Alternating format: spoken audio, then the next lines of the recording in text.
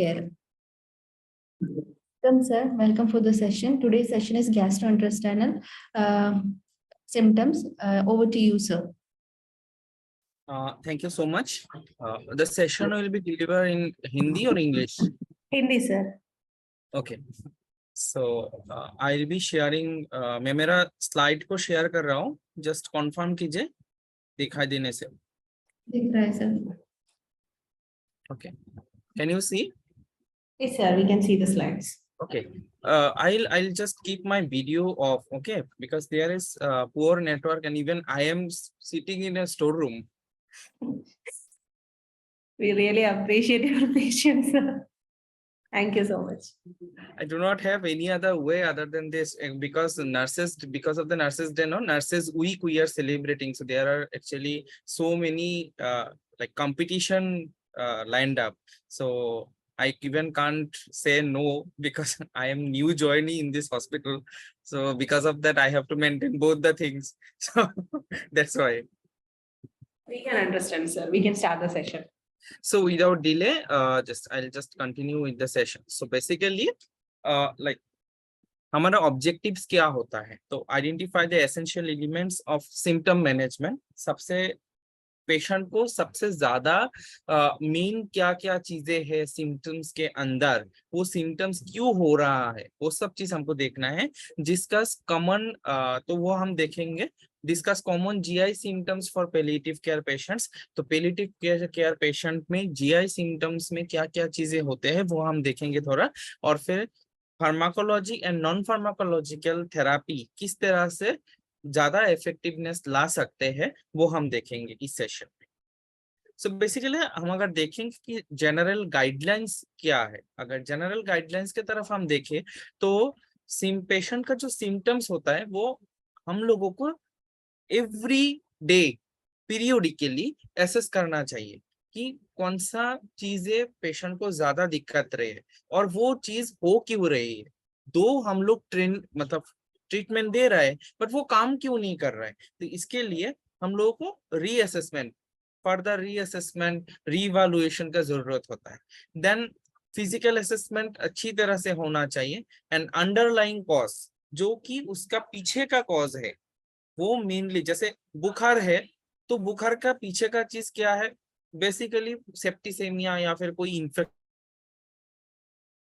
से. तो हम लोगों को बुखार को ट्रीट करने से पहले इन्फेक्शन की तरफ भी ध्यान देना पड़ेगा. तो वहां पे हम लोगों को देखना है कि अंडरलाइन कॉज क्या है, वो सबसे पहले हम लोग को देखना है. Next, drug therapy and non drug therapy, दोनों चीज को साइमल्टेनियसली यूज होना चाहिए.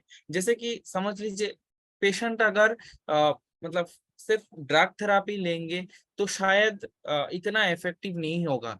फिर सिर्फ नॉन ड्रग थेरापी जो समझ लीजिए कि घर में हम लोग होम एनवायरनमेंट जो भी चीजें पेशेंट के साथ करते हैं कुछ सिम्टम्स को रिलीव करने के लिए, वो शायद सफिशिएंट नहीं है. तो देखा गया कि विभिन्न बहुत सारे रिसर्च स्टडी भी वो सजेस्ट करता है कि अगर drug and non drug therapy हम लोग एक ही साथ में यूज करते हैं तो वो ज्यादा इफेक्टिव होता है. नेक्स्ट, जो भी हम करते हैं एट द लास्ट हम लोगों को क्वालिटी, पेशेंट का क्वालिटी ऑफ लाइफ जो होता है वो क्वालिटी ऑफ लाइफ में ध्यान देना चाहिए, इंक्लूडिंग पेशेंट का फाइनेंशियल. हम लोगों को सडनली ऐसा कुछ चीजें करना नहीं चाहिए जो पेशेंट के लिए फाइनेंशियल बर्डन हो जाए. हाँ, तो समझ लीजिए कि अभी किसी ने बोला कि हाँ मेरा पेशेंट तो पिछले 2-3 महीने से खाना नहीं खा रहा है. अभी किसी ने यहाँ पे पेरिफेरल न्यूट्रिशन लिख के दिया. एक पेरिफेरल न्यूट्रिशन अप्रोक्सीमेटली 2-3 thousand की आता है. तो समझ लीजिए कि उसका घर पे वही सिर्फ एक मतलब इनकम करने वाला था. तो उसके लिए कितना दिक्कत भरा बात है कि 3,000 का एक सैलाइन ही लाना पड़ेगा उसको सिर्फ पेरिफेरल न्यूट्रिशन के लिए. सो अल्टरनेटिवली हम लोगों को दूसरा कुछ सोचना चाहिए. तो और उसी 3,000 में शायद उसका ट्रीटमेंट और भी 5 दिन का चल सकता है. या तो फिर हम लोग पेशेंट को अगर डिस्चार्ज देते हैं तो घर जाके अच्छा जो डाइटिशियन एडवाइस करते हैं उस हिसाब से खाना भी खा सकता है. तो वो सब चीज हम कुछ बोलने से पहले उसका कॉन्सिक्वेंसेस ज्यादा सोचना चाहिए, और उसके लिए हम लोग को टीम वर्क चाहिए। और पैलिएटिव केयर में आपको पता है कि मल्टी डिसिप्लिनरी इंटरडिसिप्लिनरी टीम का एफर्ट चाहिए। तो एक डॉक्टर या फिर एक नर्स अकेला वो नहीं कर पाता है, तो इसीलिए doctor, nurses, social worker and other supportive team जैसे कि काउंसलर, फिजियोथेरापिस्ट, डाइटिशियन, सबका जरूरत है। एंड सबको लेके हमको उसका डिसीजन देना है और पेशेंट को मदद करना है जो ज्यादा इफेक्टिव रहे। मैंने जैसे पहले वाला इसका प्रीवियस स्लाइड में मैंने मेंशन किया कि drug therapy and non drug therapy दोनों को एक साथ में यूज करने से ज्यादा इफेक्टिवनेस दिखता है। और सिम्टम मैनेजमेंट में हमको मेन चीज क्या क्या चीज और देखना है, मेनली दैट पेशेंट को सबसे ज्यादा प्रॉब्लम कौन सा चीज कर रहा है। सपोज एक पेशेंट में 4-5 सिम्टम्स है, पेन है, ब्रेथलेसनेस है, नोजिया है, वॉमिटिंग है, डायरिया है। अब मुझे वो ध्यान देना पड़ेगा कि कौन सा चीज उसको ज्यादा डिस्ट्रेस कर रहा है। ऐसा भी हो सकता है कि पेशेंट सीओपीडी पेशेंट है, पिछले 4-5 सालों में वो ब्रेथलेसनेस है, जो ईच बिकम्स हर और हिज हैबिट। तो उसमें ब्रेथलेसनेस हम लोगों को ज्यादा एड्रेस करके कोई फायदा नहीं, because she is suffering from breathlessness since very long time. हाँ, तो समझ लीजिए कि पेन, अभी पेन ऐसा पेन है कि मतलब वो सहन कर सकता है, लेकिन उसको ज्यादा प्रॉब्लम कर रहा है अभी उसका नोजिया, वो खाना भी नहीं खा पाती है। तो वो सबसे पहले हम लोगों को प्रायोरिटाइज करना है, प्रायोरिटी बेसिस देखना है कि कौन सा सिम्टम्स उसको ज्यादा परेशान कर रहा है, और उसी हिसाब से हम लोगों को आगे बढ़ना चाहिए। और इंटरडिसिप्लिनरी केयर उनको चाहिए, तो हम रेफरल बेस्ड एक दूसरे के साथ कनेक्शन होना चाहिए। तो एक टीम दूसरा टीम में जो रेफर करता है, तो अंदर पेशेंट का क्या कंडीशन है, क्या चल रहा है, पेशेंट को क्या सीन है, वो हर एक चीज अपडेट होना चाहिए। तो इसीलिए इंटरडिसिप्लिनरी वो चीज कनेक्शन होना चाहिए। और अगर कुछ इंटरवेंशन क्लिनिकली पेशेंट का जरूरत है, तो देखना चाहिए बेनिफिट्स, बर्डन्स एंड रिस्क। तो बेनिफिट्स किस तरह से, अगर सपोज हम लोग पेशेंट को कुछ एडवाइस कर रहे हैं, आप you please go through this blood investigations then we will see, तो वो उसका बेनिफिट्स क्या है। नेक्स्ट, बर्डन्स क्या है, तो पेशेंट को कितना बर्डन पड़ सकता है, उसके लिए पेशेंट का फैमिली मेंबर्स को कितना बर्डन हो सकता है, बर्डन से ज्यादा बेनिफिट हो रहा है क्या, या बेनिफिट से ज्यादा बर्डन हो रहा है क्या, वो चीज। और फिर रिस्क कितना है।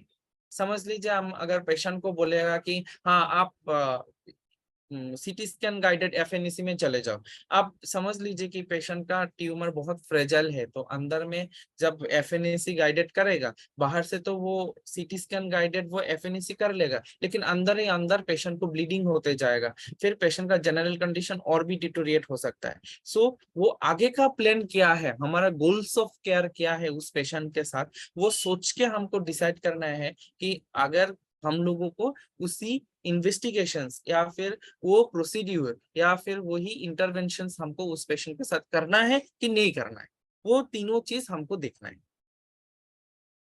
तो हमारा पहला सिम्टम्स है नोजिया एंड वॉमिटिंग। आप सब लोगों को पता है कि नोजिया एंड वॉमिटिंग नॉर्मली क्या होता है। तो नोजिया एंड वॉमिटिंग जो है, तो बेसिकली हम लोग को एज ए नर्स हम लोग को क्या क्या चीज एसेस करना चाहिए। सबसे पहले पेशेंट्स का हिस्ट्री, हिस्ट्री में हम क्या करेंगे, व्हेन डज इट ऑकर, मतलब कब ये हुआ था, क्यों हो रहा है, कौन सा खाना खाने से ज्यादा नोजिया एंड वॉमिटिंग होता है, और फिर ऐसा कोई मेडिसिन ले रहा है क्या जिसका वजह से पेशेंट को नोजिया एंड वोमिटिंग हो रहा है, रिसेंटली कुछ स्टार्ट किया है क्या ऐसा मेडिसिन, वो हम लोगों को देखना है। पेशेंट को पूछना है कि पेशेंट को बाउल मूवमेंट जो है वो लास्ट बाउल मूवमेंट कब हुआ था।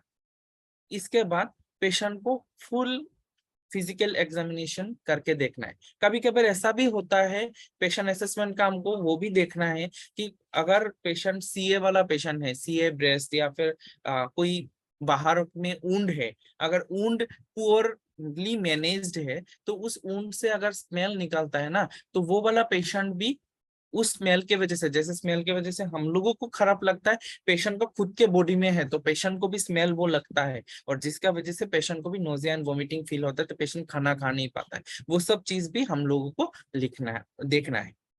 और साथ में क्या देखना है, पेशेंट को रिसेंटली केमोथेरापी या रेडियोथेरापी दिया है क्या। केमोथेरापी में क्या होता है, बहुत सारे केमोथेरापी ड्रग्स का साइड इफेक्ट है नोजिया वोमिटिंग।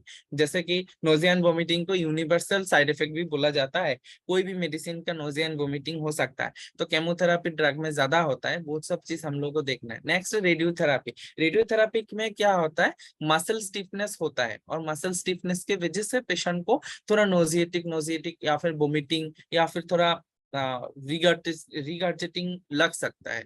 या तो फिर पेशेंट अगर NSAIDs या फिर नया करके ओपियोइड ड्रग्स ले रहा है, तो उसके लिए भी पेशेंट को नया करके रिसेंटली, पहले नहीं था बट रिसेंटली पेशेंट वो इमीडिएटली कर सकता है, गैस्ट्राइटिस होके पेशेंट एक्सपीरियंस कर सकते थे, तो वो सब चीज हम लोग को ज्यादा ध्यान देना है। Then secondary to the symptoms, अगर पेट में ट्यूमर बहुत बड़ा हो गया, ट्यूमर ऑलरेडी स्टोमक को कंप्रेस कर रहा है, जिसका वजह से पेशेंट को वोमिटिंग हो सकता है। कभी कभी ऐसा हो सकता है कि because of the tumour patient stool pass नहीं करता है बहुत लॉन्ग टर्म के वजह से, लॉन्ग टाइम से, तो अगर वो स्टूल पास नहीं कर पाता है, क्रोनिकली कॉन्स्टिपेटेड है, तो उस पेशेंट में ज्यादा नोजिया एंड वोमिटिंग हो सकता है। कभी कभी ऐसा होता है कि बहुत सारे पेशेंटों में की कंडीशन अच्छी तरह से एक्सप्लेन नहीं है, पेशेंट को पता भी नहीं कि पेशेंट के साथ हो क्या रहा है, तो उस कंडीशन में पेशेंट क्या होता है, ज्यादा एंग्जाइटी होता है। जब मुझे पता नहीं है कि मेरे साथ हो क्या रहा है, तो मैं ज्यादा एंग्जाइटी होऊंगा ना, अरे बार बार मुझे डॉक्टर के पास लेके जा रहा है, मैं बोल रहा हूँ कि मेरा वोमिटिंग हो रहा है, बट किसी ने भी कुछ भी कर नहीं रहा है, जो भी मेडिसिन दे रहा है मुझे कुछ भी असर नहीं हो रहा है, तो ज्यादा एंग्जाइटी होता है पेशेंट को। तो वो सब चीज हम लोग को ज्यादा देखना है। कभी कभी ऐसा होता है कि पेशेंट को ज्यादा मूवमेंट करने से भी पेशेंट को नोजिया एंड वोमिटिंग लगता है। इसके बाद राइल्स ट्यूब वाला पेशेंट में, बिकॉज ऑफ उसका जो मतलब स्टोमक का जो कार्डिया पार्ट है वो बंद नहीं हो पाता है because of the Ryle's tube, जिसका वजह से वो जब स्टोमक जब थोड़ा कंप्रेस करता है, तो रिफ्लेक्टिव एक रिफ्लेक्शन एक आता है, तो नोजिया वोमिटिंग जैसा टेंडेंसी होता है। कभी कभी किसी किसी पेशेंट को कुछ स्मेल के वजह से भी होता है, जैसे किसी का घर अगर स्लम एरिया में है, तो उसमें स्मेल के वजह से हो सकता है। किसी का आप मैक्सिमम अगर होम केयर अटेंड करोगे तो आपको पता चलेगा पेशेंट का कंडीशन, हॉस्पिटल में बैठ के कुछ भी पता नहीं चलता है। तो बेसिकली हम जब जाता है तो पेशेंट को पता चलता है कि पेशेंट का एक या दो ही घर है, तो दूसरा रूम पे जब खाना बना रहे हैं, तो बहुत सारा मसाला का जो स्मेल होता है, कर्लिक का एक स्मेल जो होता है, तो वो सब चीजों के वजह से भी, स्मेल के वजह से भी patient nausea and vomiting feel करता है। तो वही चीज ऑलरेडी फिर रिपीटेशन है कि बाउल मूवमेंट, पेशेंट क्या किस टाइप का फूड ले रहा है, एंड एंजाइटी एग्रीगेटिव होने से वोमिटिंग ज्यादा होता है क्या, और वहां पे कोई सेकेंडरी कॉज है क्या, वो सब चीज हमको अच्छी तरह से देख लेना है। और उसके लिए हम क्या मैनेज कर सकते हैं, हमारा असेसमेंट हो चुका है, अब हमारा मैनेजमेंट पार्ट। मैनेजमेंट में सबसे पहले non pharmacology.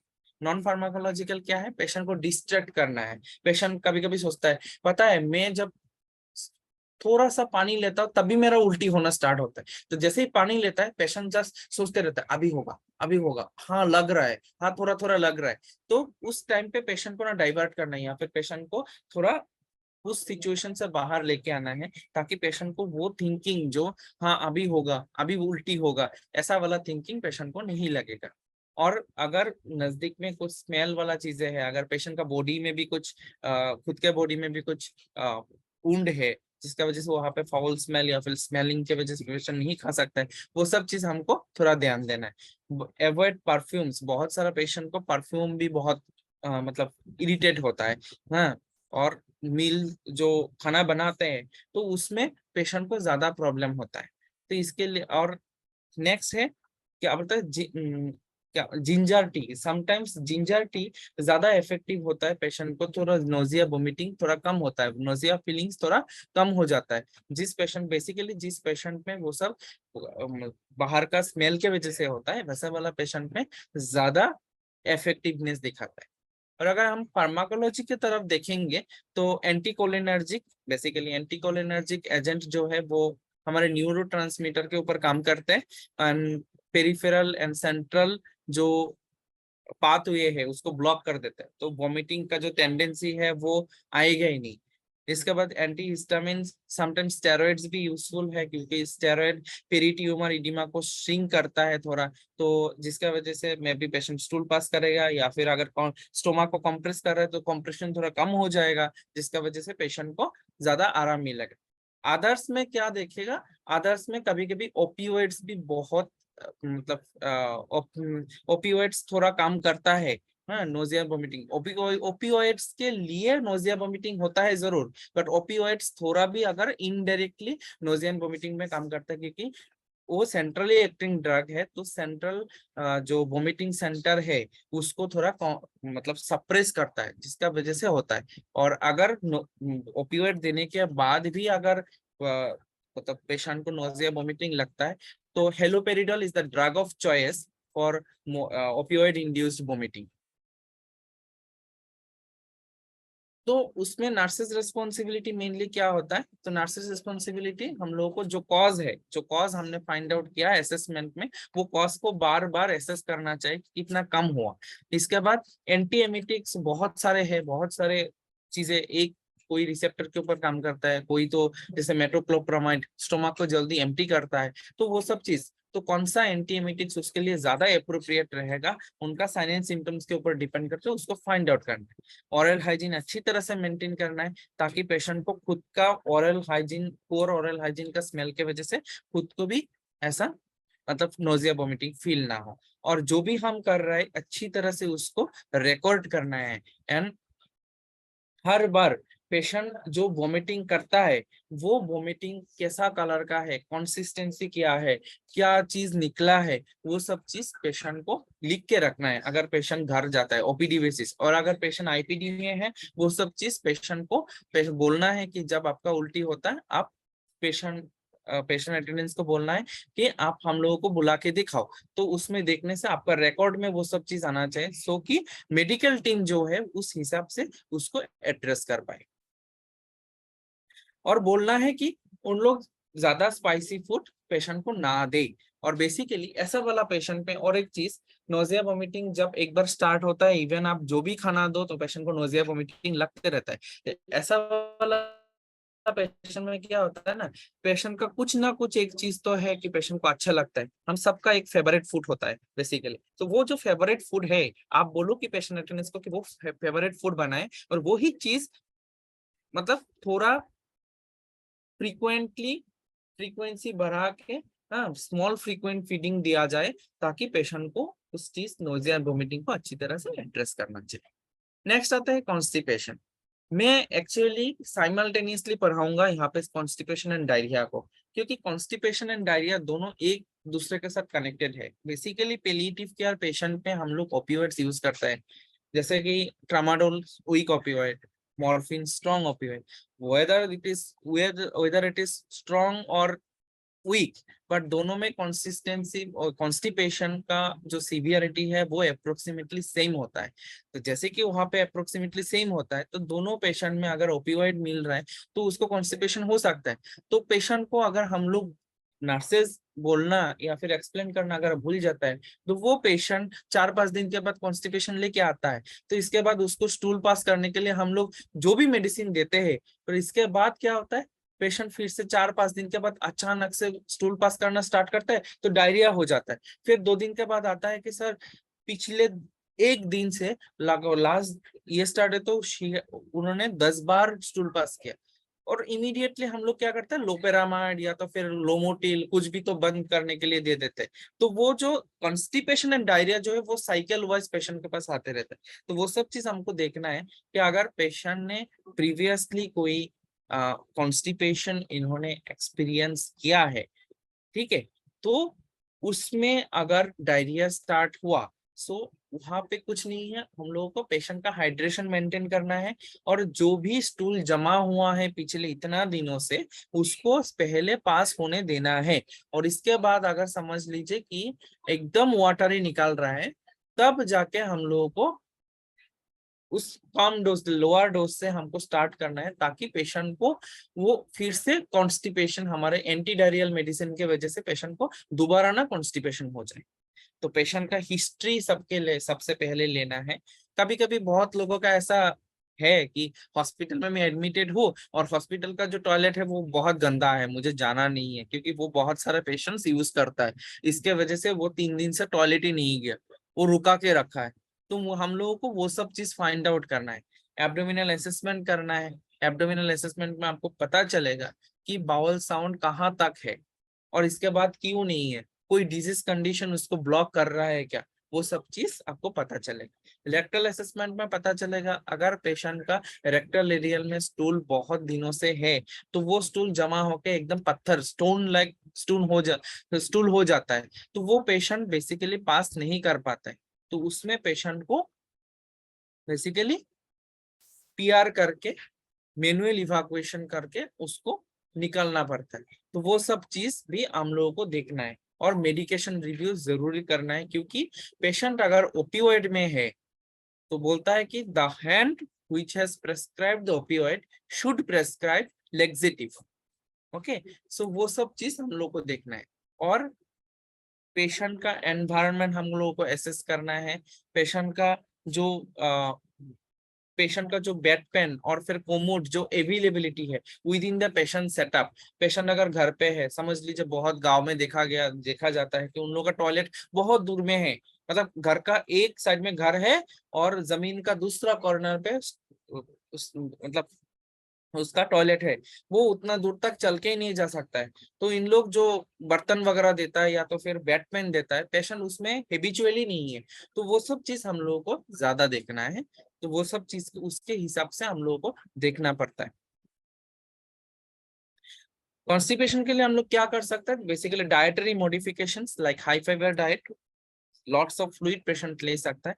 Gentle abdominal massage दे सकता है, जिसमें अगर पेरिस्टाल्टिक मूवमेंट तो को कम हो जाता है तो अगर मसाज करते रहता है ना तो उसमें थोड़ा वो पेरिस्टाल्टिक को थोड़ा स्टिमुलेशन मिलता है, तो पेरिस्टाल्टिक थोड़ा बढ़ते हुए देखा जाता है। कभी कभी योगा या फिर सर्टेन पोजिशनिंग पेशेंट के लिए ज्यादा मददगार होता है।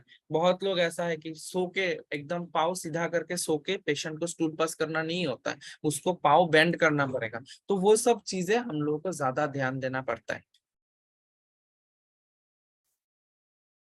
नेक्स्ट है हम लोग किस तरह का मतलब कॉन्स्टिपेशन के लिए हम लोग को किस तरह का ट्रीटमेंट होना चाहिए। तो बेसिकली ऑफ कोर्स हम लोग लेक्सेटिव यूज करते हैं, बट अगर वो चीज मतलब ओपियोइड इंड्यूस्ड है तो वो चीज हम लोगों को देखना है कि पुश एंड मूव इफेक्ट वाला जो मतलब लेक्सेटिव्स है वो यूज है कि नहीं, क्योंकि जो ओपियोइड्स है वो पेशेंट का पेरिस्टाल्टिक मूवमेंट को कम कर देता है। वो स्टिमुलेंट लेक्सेटिव होना चाहिए जो वो स्टिमुलेट देगा पेरिस्टाल्टिक मूवमेंट को बढ़ने के लिए। तो जैसे कि बिसाकोडाइल, सेना, ऐसा टाइप का जो ड्रग्स होता है, या तो फिर किसी पेशेंट अगर राइल्स ट्यूब में है तो ऐसा वाला पेशेंट में हमको बिसाकोडाइल नहीं देना है, क्योंकि बिसाकोडाइल अगर हम तोड़ देता है तो उसका इफेक्टिवनेस कम हो जाता है, पेशेंट को वो बिसाकोडाइल टेबलेट डायरेक्टली लेना पड़ता है। तो हम क्या देंगे राइल्स ट्यूब वाला पेशेंट को, तो बेसिकली सिरप आता है क्रीमाफिन प्लस, उसमें सोडियम पिकोसल्फेट रहता है, तो सोडियम पिकोसल्फेट रहने वाला हम लोगों को देना पड़ता है ताकि पेशेंट को स्टिमुलेंट लेक्सेटिव हो। तो उसमें दो इफेक्ट, पुश एंड मूश इफेक्ट। मूश क्या करता है, जो स्टूल है उसको क्रीम लाइक कर देता है, उसको सॉफ्ट करता है, और पुश इफेक्ट पेशेंट को वो एक्सपेल आउट करने के लिए स्टिमुलस देते हैं, तो वो दोनों ज्यादा इफेक्टिव होता है। तो वो बेसिकली ड्रग्स के ऊपर या फिर कॉन्स्टिपेशन का कॉज क्या है उसके ऊपर डिपेंड करके वो लेक्सेटिव को चूज किया जाता है। डायरिया के लिए हम लोगों को बाउल हिस्ट्री लेना है, फिर पेशेंट को पेन का हिस्ट्री ज्यादा लेना है। जैसे और एक चीज, जिस पेशेंट में ना रेक्टल एरिया में हेमोरॉइड्स हो रहा है, हेमोरॉइड्स होने वाला पेशेंट्स डायरिया के कॉम्प्लेन ज्यादा करता है, तो इसीलिए उस पेशेंट में ना स्टूल सैंपल लेना बहुत जरूरी है। इसके बाद मेडिकेशन रिव्यू, क्योंकि पोस्ट केमोथेरापी या तो फिर पोस्ट मतलब पोस्ट केमोथेरापी या तो फिर कोई सर्टेन मेडिकेशंस है जिसका वजह से पेशेंट को ना डायरिया हो सकता है। इसके बाद पेशेंट अगर डिहाइड्रेटेड है, स्किन ब्रेकडाउन है, वो हम लोगों को देखना पड़ेगा। Next is care giver burden. तो केयर गिवर बर्डन को भी हम लोगों को देखना पड़ेगा। जैसे एक पेशेंट को अगर बार बार, सपोज बहुत सारे पेशेंट्स थोड़ा हैवी होता है, पेशेंट का एक ही अटेंडेंट है, वो बार बार पेशेंट को इवन टर्न भी नहीं कर पाता है उसका डायपर चेंज करने के लिए, तो वो केयर गिवर बर्डन कितना हो रहा है वो सब चीज एसेस करना चाहिए। एंड उसी हिसाब से हम लोगों को पेशेंट को एडमिट करना चाहिए। अगर होम एनवायरनमेंट में ज्यादा पॉसिबल है तो वहां पे तो जो पेशेंट के लिए ज्यादा मददगार होगा उसी हिसाब से हम लोगों को आगे जाना पड़ता है। तो उसका कॉज क्या होता है डायरिया के? बेसिकली कभी कभी डिजीज रिलेटेड होता है, कभी कभी मल एब्जॉर्प्शन की वजह से भी होता है, कभी कभी साइकोलॉजिकल होता है। कैसे? एग्जाम आया, या तो फिर समझ लो कि प्रमोशन का लिस्ट निकलेगा, तब मेरा आएगा कि नहीं, मेरा आया कि नहीं, वो सोच के जो एक मतलब बार बार स्टूल पास करने का जो एक अर्ज होता है वो साइकोलॉजिकल है। उसके लिए कुछ भी ट्रीटमेंट नहीं चाहिए, जैसे स्ट्रेस कम हो जाएगा अपने आप ठीक हो जाएगा। तो वो डिपेंड करता है कि कॉज क्या है, तो इसके ऊपर डिपेंड करके हम लोग उसको ट्रीट भी करते हैं। नेक्स्ट, ट्रीटमेंट इन्फेक्शंस और वर्म इन्फेस्टेशन है कि नहीं, तो उसके ऊपर डिपेंड करके हम लोग ज्यादा, जैसे ओर्निडाजोल या तो फिर एंटीबायोटिक्स एंटी फंगल हम लोग यूज करेंगे कि नहीं, वो डिपेंड करता है कि वो इन्फेक्शियस है या क्या है। तो स्टूल सैंपल जो हम लोग भेजा था उसमें से हमको पता चलेगा कि पेशेंट में कुछ इन्फेक्शन है कि नहीं। कभी कभी जरूरत होने से पेशेंट को अगर डायरिया अच्छा नहीं हो रहा है तो कभी कभी स्टूल कल्चर सेंसिटिविटी के लिए भेजा जाता है, तो उसके ऊपर डिपेंड करके पेशेंट को एंटीबायोटिक्स या फिर एंटी फंगल दिया जाए। तो डायरिया के जो नॉन फार्माकोलॉजिकल ट्रीटमेंट है वो हम सब लोग करते हैं, वो है फ्लूइड रिप्लेसमेंट ऑरली, और अगर ज्यादा जरूरी है तो IV we can start. ORS, अच्छा आजकल मार्केट में एक ओआरएस एल बोल के मिलता है और पेशेंट लोग भी खरीद के लेके आता है। इवन पेशेंट को जो देखने के लिए रिलेटिव्स वगैरह आता है वो लोग ज्यादा करके वही लेके आता है, लेकिन उसमें ज्यादा पोटेशियम होता है सॉल्ट के अलावा।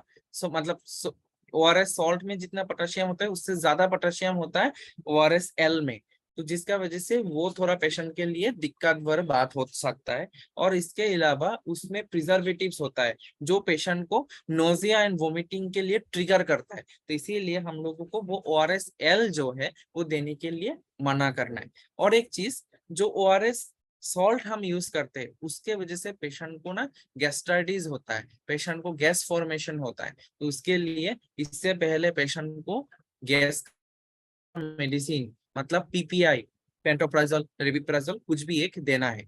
आयरन रिच फूड देना है, क्योंकि आप लोगों को पता है कि आयरन रिच फूड कॉन्स्टिपेशन करता है, तो जिसका डायरिया हो रहा है इसको अगर आयरन रिच फूड देगा तो उसका डायरिया अच्छा होकर थोड़ा स्टूल फॉर्मेशन अच्छा होगा।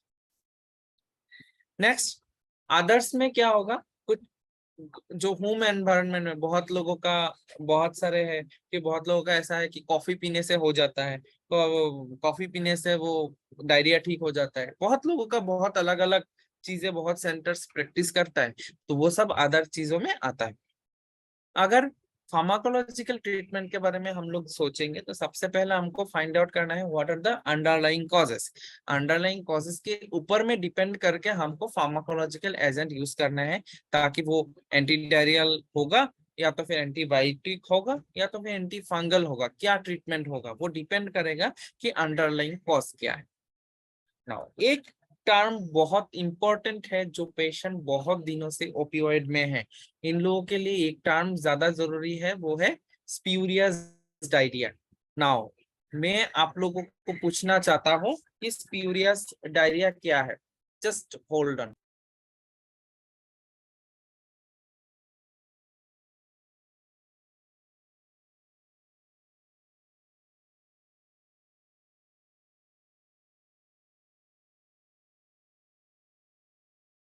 स्प्यूरियस डायरिया क्या होता है? अगर पेशेंट कॉन्स्टिपेटेड है, अगर साइड से कॉन्स्टिपेटेड की वजह से वो ब्लॉक्ड है रास्ता, लेकिन ऊपर का जो स्टूल है वो बहुत ही लिक्विड हो चुका है, तो साइड से वो लीकेज होके जो डायरिया जैसा हो रहा है उसको स्प्यूरियस डायरिया नहीं है, कभी कभी निकलते रहता है। तो if constipated for long time तो उसमें उस पेशेंट में स्प्यूरियस डायरिया देखा जाता है। हाई अप इनीमा बेसिकली क्या होता है, अगर आपने पीआर किया और पीआर में कुछ भी हार्ड स्टूल नहीं है, अगर पेशेंट स्टूल भी पास नहीं कर पा रहा है, तो उसमें पता होता है कि उसका जो कॉन्स्टिपेशन है थोड़ा फार एरिया में है, एनल एरिया में नहीं है, थोड़ा दूर में है। तो उसमें वो जो सक्शन ट्यूब है उसको कनेक्ट करके थोड़ा हाई अप जाके उसको उस इनीमा को देना पड़ता है, तो उसको बोलता है हाई अप इनीमा। तो basically PR normal but stool not pass for 5 to 10 days, अगर ऐसा होता है तो उसमें हाई अप इनीमा दिया जाता है। आप लोगों को अगर कुछ क्वेरी है तो आप पूछ सकते हो, और अगर नहीं है तो we can like continue with case presentations. I'll request to like hello. Yeah, yes, sir. So as per my request, so Yeah. I'll be going for a small leave. I'll be joining shortly. By the time, if they have any query, you can discuss and you can start with the case presentation. I'll be joining shortly. Sure, sir. Sure. Okay. Thank you. Okay. I'm just leaving. Okay. Yeah. Okay, sir.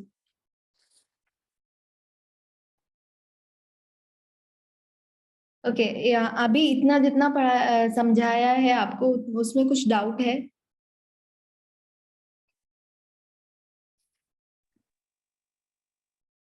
Sir ने अभी spurious diarrhoea के बारे में बताया, किसी ने वो अपने प्रैक्टिस में आपने देखा है क्या?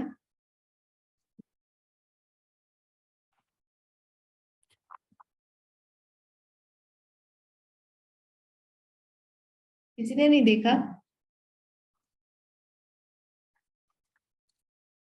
पीआरई डीआरई तो किया होगा ना, पर rectal examination, manual evacuation, yes yes ma'am. है ना? ऐसे ऐसे पेशेंट्स को देखा जिसको स्पीरियस डायरिया हुआ है, लाइक 7, 8, 10 डेज से कॉन्स्टिपेटेड है, और लाइक 3, 5 डेज से कॉन्स्टिपेटेड है और कंप्लेन कर रहा है मुझे पानी पानी जा रहा है, लेकिन मुझे बहुत फील मीन्स डेफिकेशन में बहुत डिफिकल्टी हो रहा है, नहीं आ रहा है, ऐसे देखा है? No ma'am. हाँ, तो स्प्यूरियस डायरिया का मतलब क्या है कि इनिशियली वो डायरियाटिक सिम्टम्स लगेगा, लेकिन इंटरनली वो हार्ट स्टूल से फिक्स रहेगा और ऊपर से पानी पानी रहेगा, लेकिन सिम्टम्स वो साइड से लीक होके स्प्यूरियस डायरिया हो रहा है जैसे फील होता है, लेकिन हार्ट मटेरियल्स होंगे। तो हम स्प्यूरियस डायरिया को रिलीव करने के लिए हाई-अप एनीमा देते हैं। हाई-अप एनीमा कैसे देंगे? किसने दिया है high up enema? No ma'am. Suction catheter देखा है ना, सक्शन कैथेटर, उसमें Yes, ma'am. ज़ाइलोप्रिन लगा के सक्शन कैथेटर को हम Yes, yes. इंसर्ट करेंगे और हाई एनीमा उसमें फिक्स करके एनीमा पुश कर देते हैं। सो 2 एनीमास पुश करते हैं तो 2 एनीमास रिटेन रह जाता है। तो ऐसे हम हाई अप एनीमा थ्रू ये सक्शन कैथेटर देते हैं। Okay, Okay. सो हम केस प्रेजेंटेशन में चलते हैं। I would like to invite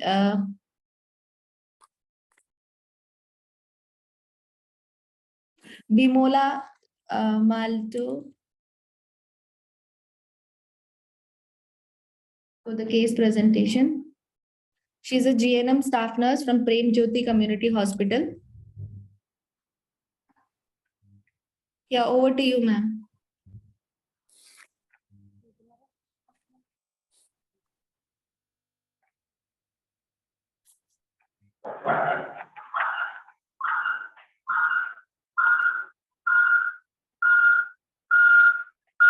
Good evening, ma'am.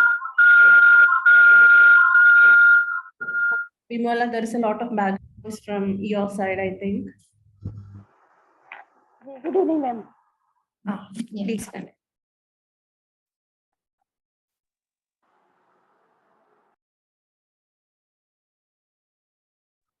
As है 46 है और जेंडर है फीमेल है और डायग्नोसिस है सीए ब्रेस्ट विथ लीवर मेस्टासिस है और प्रेजेंटिंग कंप्लेंट्स है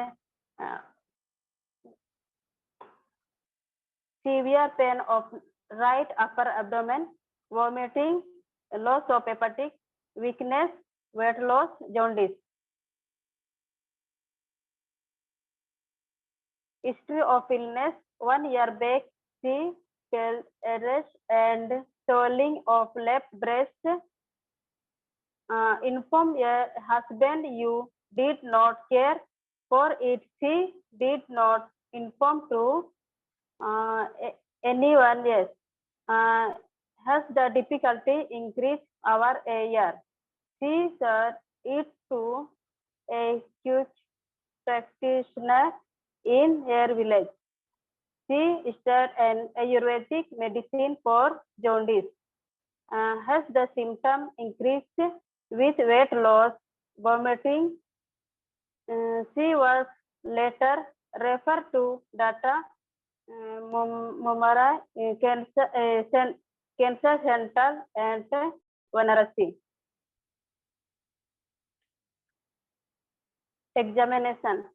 On examination, breast was fixed, mass and dark in color but on pen. Swelling of right upper abdomen. Yellowish eyes, nails and skin pale, anemic. Treatment and scientific. So biopsy, CT scan, MRI, ultrasound, blood test.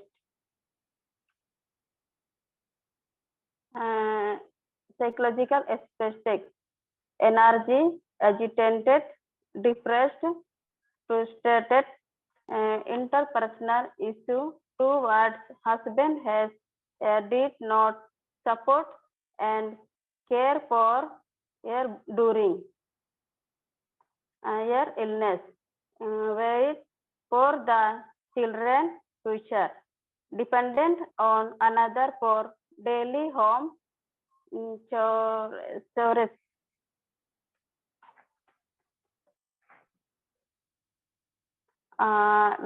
Medication. Teprupen, bupropion 4 mg BD, teperinom 10 mg TDS, tepentop 40 mg OD, syrup cremapine HS, tep MT traplin 25 mg HS, tep PCM 500 mg Q6 only.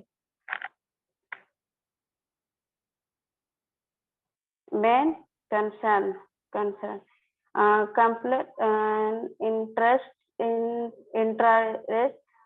breaking bad news.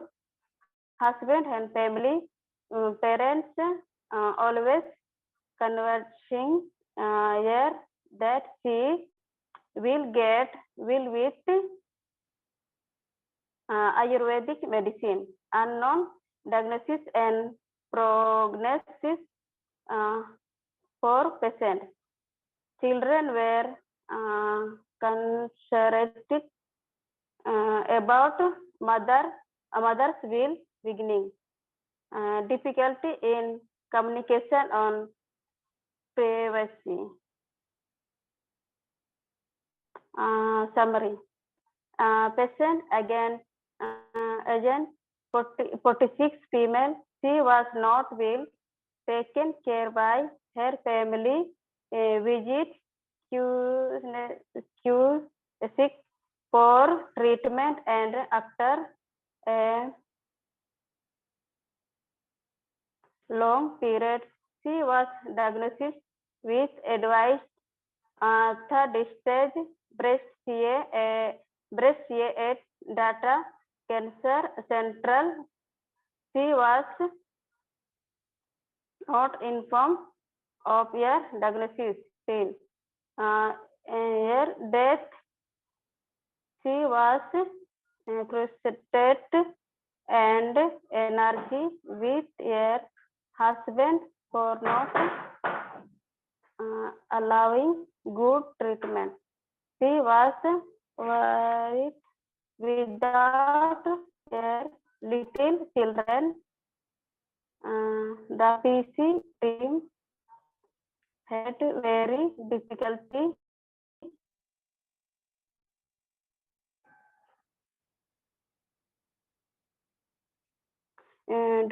time during caring for her. Always there was collusion.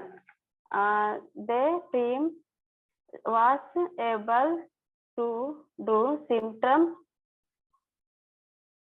management, but was not successful in managing psychosocial issue.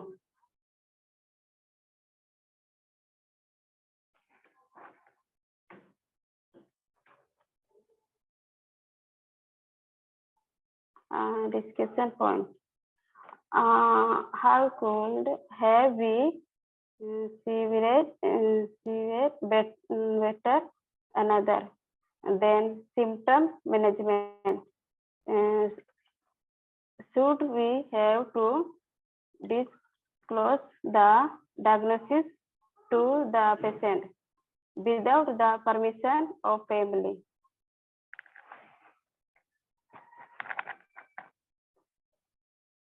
Okay, after seeing full case, the discussion points are कि how could you have served better other than symptom management? आप इस case को कितने अच्छे से और deal कर सकते हैं without like other than symptom management, because symptom management के लिए मेडिकेशन सब कुछ दिया है पेशेंट को, पेरिनोम है, टैबलेट सब है, लेकिन इसको आप और कैसे अच्छे तरीके से डील कर सकते थे? कोई भी एक जन. Communication and psychology support, and then what the misunderstanding they have between husband and wife, so we could help in that they could understand what is happening. Okay, so the concept of total care, right? So total care का concept मतलब physical को भी हम aspects को भी touch करेंगे, social, psychological, emotional सारे factors को touch करके वो one to one through communication ही हम कर सकते हैं, like so communication is the effective way, like इसमें बोला गया कि collusion present था, right? So बिमोला जी, collusion के लिए कुछ किया गया था?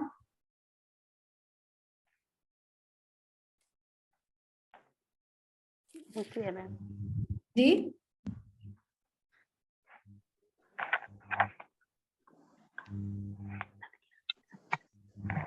नहीं किया. Okay.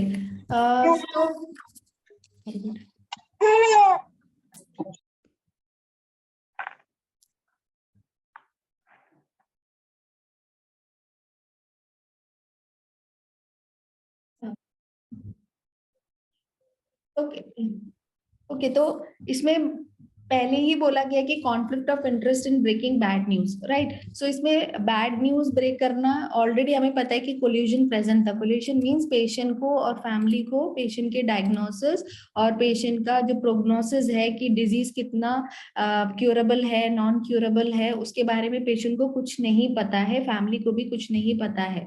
तो उन लोगों को शायद हो सकता है इंटरेस्ट भी ना हो, क्योंकि हस्बैंड और वाइफ का रिलेशनशिप भी अच्छा नहीं है, तो वो भी एक कंसर्न है. उस एस्पेक्ट्स को भी हम पॉइंट ऑफ डिस्कशन में रख सकते हैं थ्रू कम्युनिकेशन, राइट? फिर husband and family always convincing that she will be okay with the Ayurvedic medicine. अब आयुर्वेदिक मेडिसिन का ट्रीटमेंट भी उनसे ले रही है जो ऑलरेडी लाइक क्वैक्स है, मतलब लाइक हो सकता है वो लाइक आयुर्वेदिक डॉक्टर ना हो, जस्ट ऐसे ही गांव में जैसे बोलते हैं ना कि ऐसे ही एक थोड़ा बहुत पढ़ लिया और वो बैठ गए करके, है ना, तो वो ऐसे वाले लोग हो सकते हैं, राइट? सो ऐसे आयुर्वेदिक मेडिसिन देने वाले लोग हो सकते हैं जिसके पास जाके इलाज करा रहे हो और पेशेंट के बारे में कोई कंसर्न ही नहीं है. पेशेंट को यहाँ पे ऐसा लग रहा है कि पेशेंट का कोई राइट्स ही नहीं है, राइट? सो वो कुछ बता ही नहीं पा रही है कि अपने हस्बैंड के साथ टर्म्स भी अच्छे नहीं है कि मुझे क्या अच्छा लग रहा है, बुरा लग रहा है, या ये ट्रीटमेंट से मैं अच्छी हो सकती हूँ कि नहीं हो सकती हूँ, तो उसके बारे में कुछ भी डिस्कशन पॉइंट नहीं हो रहा है.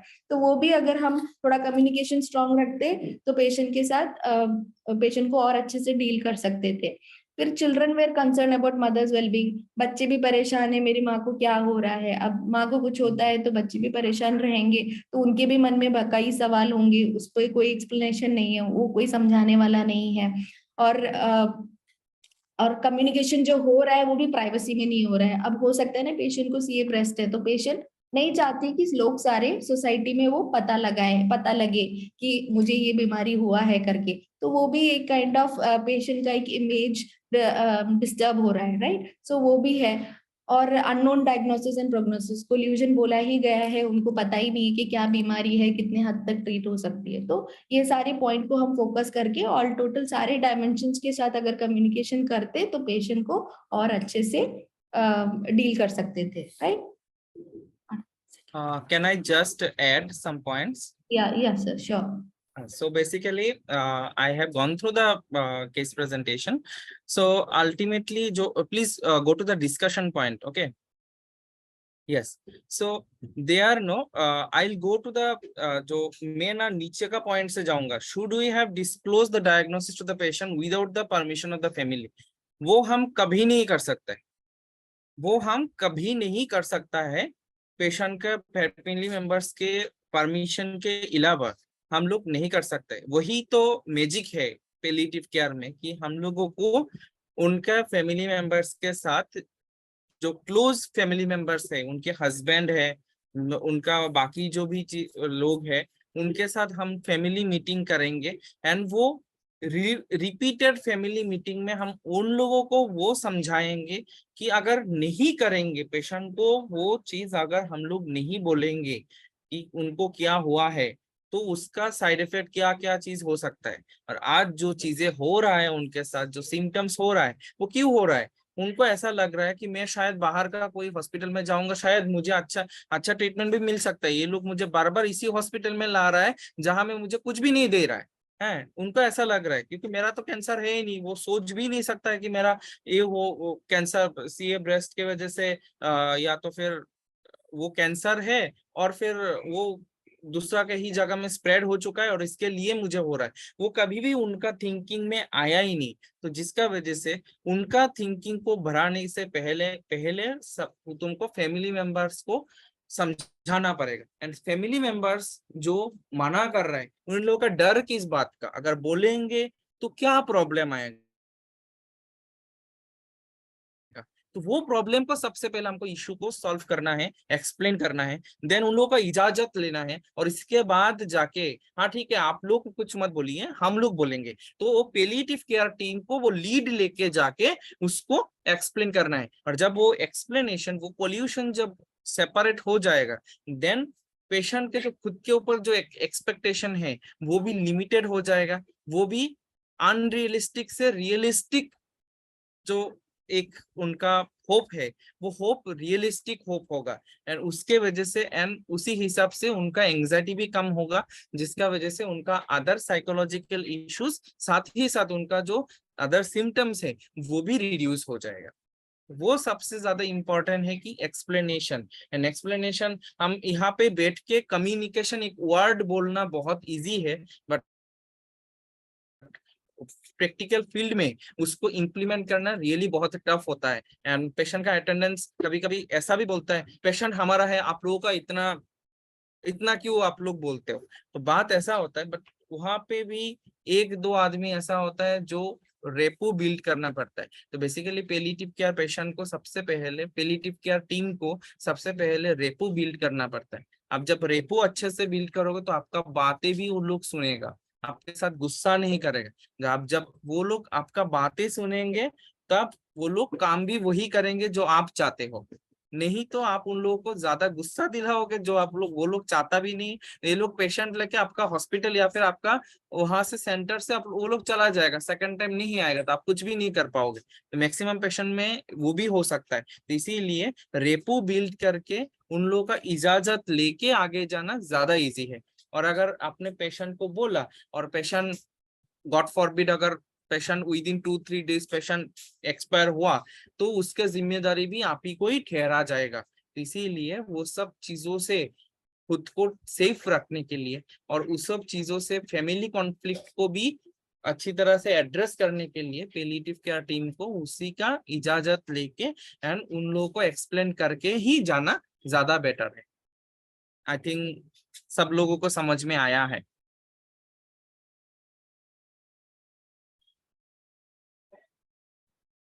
Yes, am I audible? Yes sir, yes, you're audible. Yes, sir. Yes, sir. और कुछ क्वेश्चंस हैं मेरा सेशंस के रिगार्डिंग?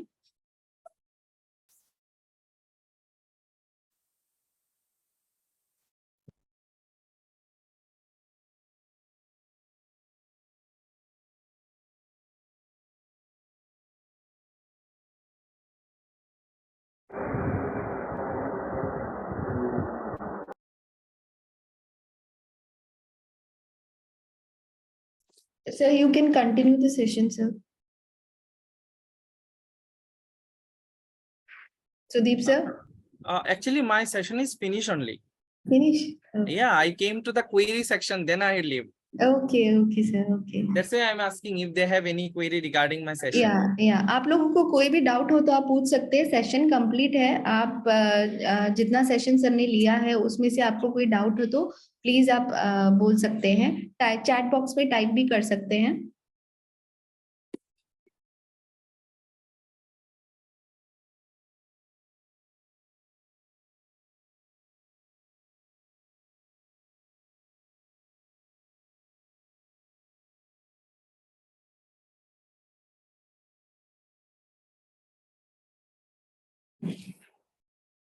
कोई क्वेरी नहीं है.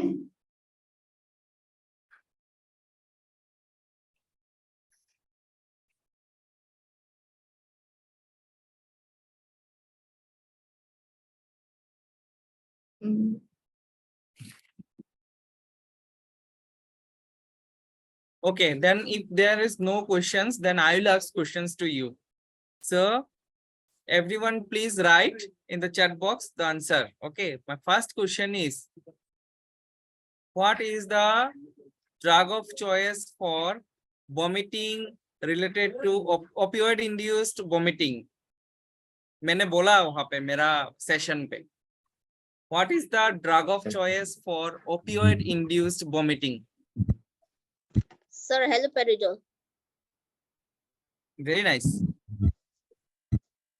किसने बोला? कौन बोला? Ma'am, Ruth. Sir, Ruth. Thank you. Thank you, sir. My next question is,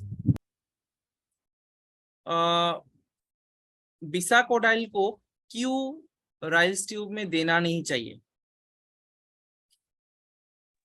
उसमें पोटेशियम ज्यादा रहता है सर. बिसाकोडाइल में पोटेशियम होता है? Sorry sir. सर उसका ब्रेक डाउन होने से उसका जो मतलब बेनिफिट होता है वो कम हो जाता है. हाँ, क्या फिर बताइए. जो उसका अगर हम उसको मतलब क्रश करके देते हैं राइस ट्यूब से तो उसका जो बेनिफिट मिलना चाहिए वो कम हो जाता है. उसका बेसिकली क्यों कम होता है अगर मैं एक्सप्लेन करूं तो ऐसा होगा कि बिसाकोडाइल जो ड्रग है वो हमारे लार्ज इंटेस्टाइन में काम करता है. वो स्मॉल इंटेस्टाइन में कोई ज्यादा कुछ फंक्शंस उसका है नहीं. तो अगर हम लोग क्रश करके देते हैं तो वो स्मॉल इंटेस्टाइन में ऑब्जर्व हो जाता है, वो लार्ज इंटेस्टाइन तक पहुंचते ही नहीं है, जिसका वजह से उसका इफेक्टिवनेस कम हो जाता है. ठीक है.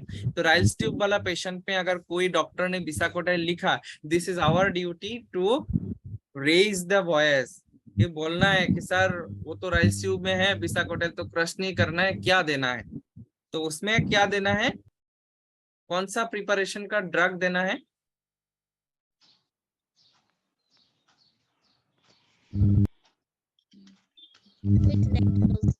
Yes, लैक्टोलोज syrups. लैक्टोलोज नहीं है, मैंने कुछ अलग बोला था. क्रीमाफिनेल. सीरम. क्रेमाफिन तो ब्रांड नेम है, उसके अंदर क्या है वो बताओ.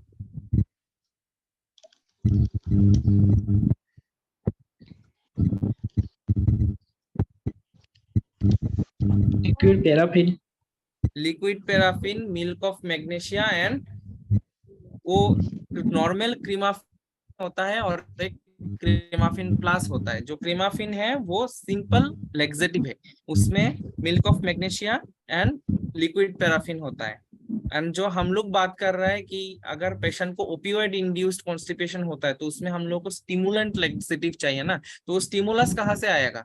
तो स्टिमुलस के लिए हम लोग को क्रीमाफिन प्लस चाहिए, और क्रीमाफिन प्लस हमेशा उसमें सोडियम पिकोसल्फेट रहता है. सोडियम पिकोसल्फेट उसमें काम करता है. क्लियर अभी? Yes, sir. ओके.